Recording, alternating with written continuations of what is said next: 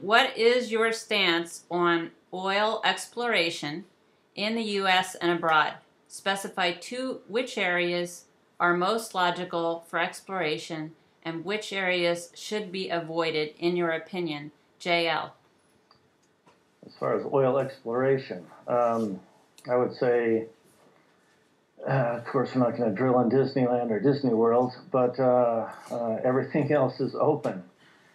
If the oil exists, however, and it exists under a wetland, a protected wetlands, or a protected preserve, it exists just outside of that preserve as well. When they're talking about oil tables, they're not just a little narrow table that has to be drilled into. It's a vast cavern of oil. And this game of saying we need to drill in Alaska's most pristine area. Well, there isn't any really pristine area because it's all pristine.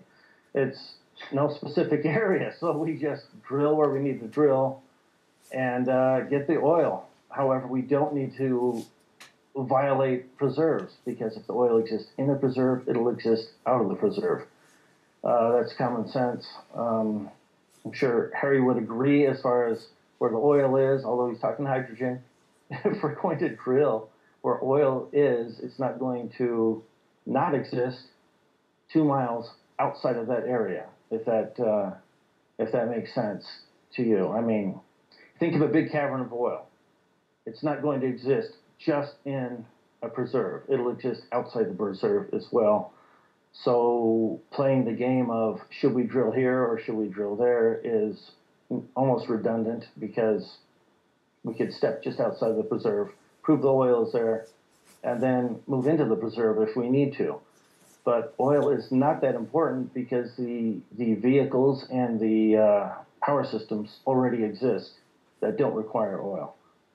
And to build those would give us a huge boost to the economy and put people back to work. Okay, you have a minute rebuttal. We're talking about oil exploration. Go ahead, Harry. I would end it all.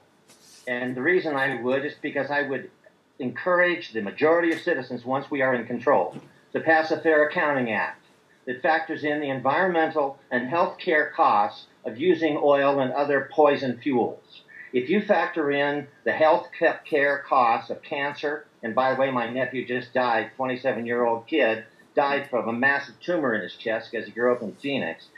And he's been breathing these air, as do millions of other people. We have epidemics of these diseases worldwide because we do not factor in the health care costs into the price of gasoline and diesel fuel and oil. And if we did, if we had a fair accounting system, no one could afford to use it. We would leave it in the ground, which is where it belongs, along with the uranium. There, it doesn't do us any harm. When you go after these toxic resources, you create a cascading contamination of the entire earth. It's why we need to not talk about how to stay on oil and coal. We need to talk about getting off of it with wartime speed. And in my plan, that means we'll be completely off of it in less than 5 years. I'm sorry to hear about your nephew, 27. I am too. He died a horrible death. And that's the price you pay, and people don't seem to make the connection. Well, how could such a healthy young guy have a massive tumor in his chest? Well, all you have to do is look at the assays of the dust particles that are blowing through our cities like Phoenix. Okay. It's a toxic stew. You breathe this stuff into your bodies, and and trillions of dollars of healthcare costs result, and they are bankrupting our country. Okay. We need to stop the poison business. That's what my campaign is all about. I don't want to make 1 trillion gallons of poison every year. That should be illegal. Those businesses should be out of business. I love your passion, Harry. Energy business instead. Yes, we can feel your passion. This is okay. You got to see all the people who are dying horrible deaths from the policies you take so casually that, they just go find more oil. No, that's not the answer. Listen to the National Academy of Sciences. They are very smart people. There are thousands of them in every discipline of science. We feel your pain. They are all speaking with one voice. Okay. Stop doing this. Yes. And yet You and all the Okay. members of the other presidential candidates Okay. are all advocating business as usual. All right, 30 seconds, JL. Go ahead. Actually, the question was specifically to stick on the oil and the drilling, whether or not. So that's what I was pointing out. As Harry knows, we already have systems that would take us off the oil.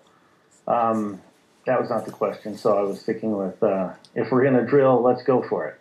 If we're not going to drill, let's get back on what will boost the economy, and that's whether it's hydrogen or the nitrogen-based vehicles, power systems.